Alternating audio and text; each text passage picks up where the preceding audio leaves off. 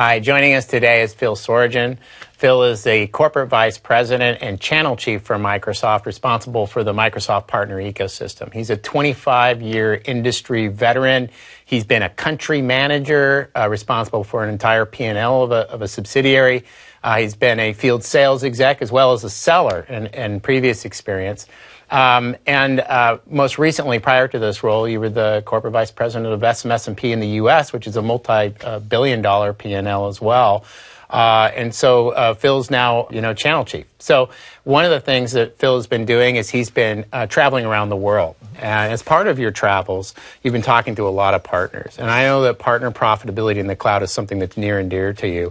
Can you give us some insights from what you've heard from partners? Yeah, partners, first of all, it's the most common topic everywhere you go in the world, which is great because I think it's a reflection of the opportunity that partners see in the industry, and it's certainly reflective of our message in this mobile-first, cloud-first world about the opportunity that it represents. And the interesting thing for partners is some just see the opportunity and they're running to it. Others are feeling a little threatened right now, but they're recognizing that this is a time of transformation in the industry. They see us transforming. They know we're taking very specific and deliberate actions because we see the opportunity it represents for our customers. And they're looking at what is it going to be their path forward? What is going to be the route that is most successful for them? And I think that's the question they're all trying to answer and why they're engaging with us. And I think when I talk to them, I'm very clear with all of them that there's not a single path for every business to follow, but there are some very important principles that they can all learn from, and they have to be deliberate about their path. Yep.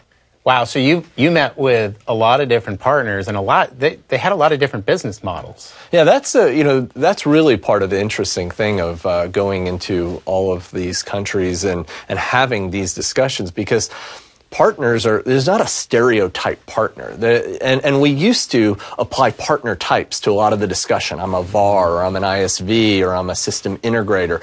And the reality is that these business models are blurring more than ever before. And the cloud opportunity actually precipitates that. And let me just give you a couple of examples. If you think about an SI, they've been creating IP that could arguably be incredibly repeatable and maybe even packaged. But what's been the biggest hurdle? It's been route to market. So the ability now to put it in Azure, create it as a SaaS offering, and put it in a marketplace for discoverability, that just changes the game. Or take somebody doing project services that says, I want to be a managed service provider.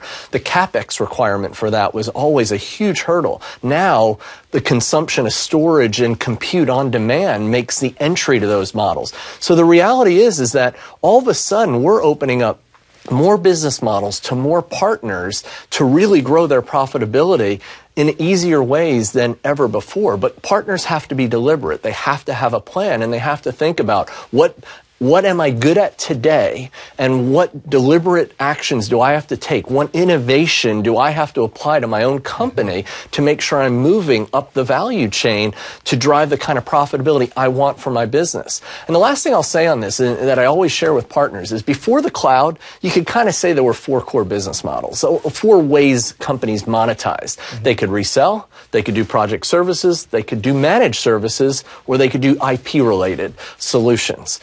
And I purposely didn't apply partner types to that. You fast forward to after the cloud, it's really the same. But the opportunity for partners and where profitability is going to be recognized, where they can sell to BDMs, where they can really up their capability and start introducing annuity into their business model to drive up their valuation is going to happen as you go farther up the stack to managed services and IP services. And now the opportunity is there for partners to go take. So you're really painting the step ladder of valuation essentially for a customer or for a partner, where the partner their profitability equation, it sounds like what you're saying, their profitability equation is not based on necessarily reselling or licensing solely, but rather kind of that business model evolution, steps of driving annuity, recurring revenue, and ultimate valuation based on the unique value that those partners provide, right? That's exactly right. And the industry analysts are telling, it's not just us telling partners that, the industry analysts are saying that the new valuation for partner is the kinds of annuity services. And the profitability comes from repeatable IP, repeatable methodology, repeatable solutions.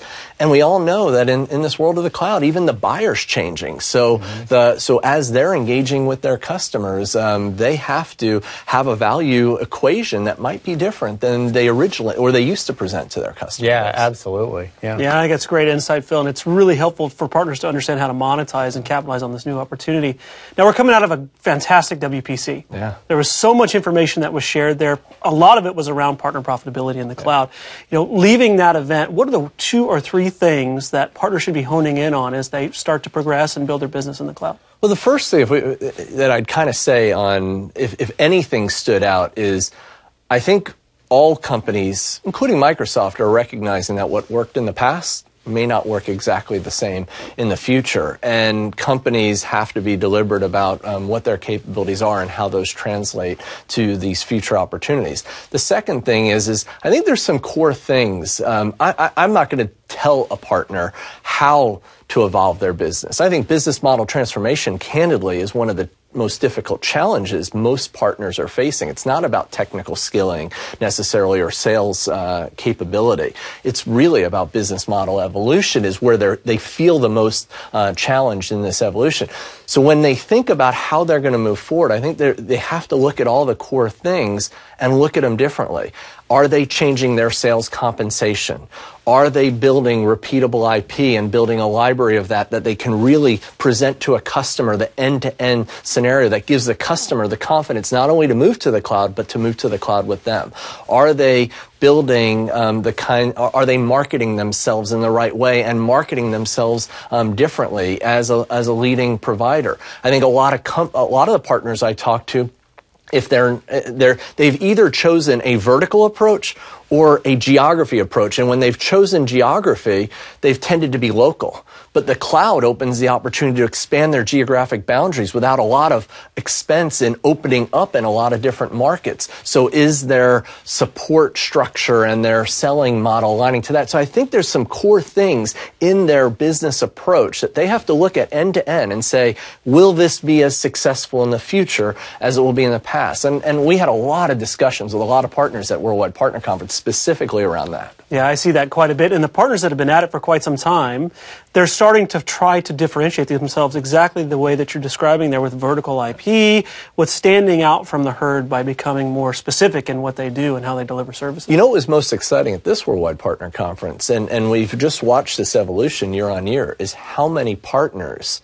have made this, I'll call it so-called transformation, and are seeing incredible success. They would say they're not done. I mean, this is a constantly evolving industry. That's what's so exciting about it. But they've made really significant progress. They look at their mix of cloud revenue as an example, and those companies whose cloud revenue is now eclipsing 50% of their revenue, they're driving customer acquisition twice as fast. They're driving revenue per employee about 30% faster. I mean, these are real quantifiable results that are starting to be realized by more and more companies, and that was really exciting to see. Yeah, fantastic.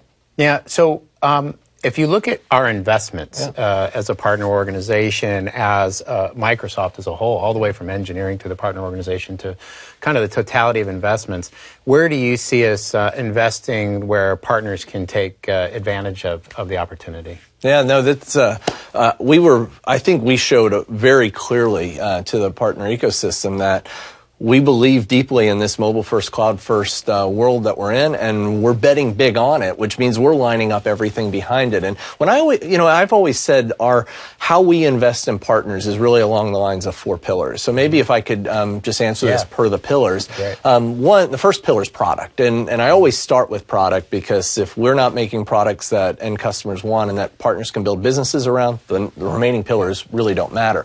But in the area of product, we're continuing to innovate. on scenarios that are going to accelerate sales for our partners. We've introduced things like Azure for Open. We've introduced new cloud selling models to expose APIs, so more and more partners can have a different relationship in how they're selling Office 365 as well as our many other cloud products over time. We're introducing tools to help with adoption and deployment so that they can extend their value add on top of that, but move some of the pieces that are potentially getting in the way of the acceleration, and they can just drive their value add on top of that. So we keep focusing on two areas. One, engineering to make the product more effective and more efficient for our customers. That will drive down cost of sale. And then business model evolution, because we're not confused on our route to market. It's through partner. Yep. And embedding partner opportunity in everything we do from a product standpoint is our commitment as a company. The second one is creating markets. And we're continuing to go with both global ad campaigns as well as digital in different places in the world to get the message out around Microsoft's capabilities. Now, what's important about that is in the world of cloud, customers want to know a lot about the company that they're putting their data in their data center. And fortunately, Microsoft is a trusted global brand, and that's important to our partners. They want to know that they're representing a company that's going to be there tomorrow and that has a brand that's recognized, especially when companies think of privacy and data protection. We continue to take all of those marketing materials and put them into engines like our RTG engine and Logo Builder and other things to help them draft off it. We also talked very important at WPC about the important release we have in September for Pinpoint, which is going to enable us to be even more efficient in our partner call to action off of our marketing programs. Pinpoint's now out with out in September with a significantly improved user interface and, more importantly, great search relevance for our partners. Right. The third one is enablement. And enablement really touches on everything from sales readiness, technical readiness.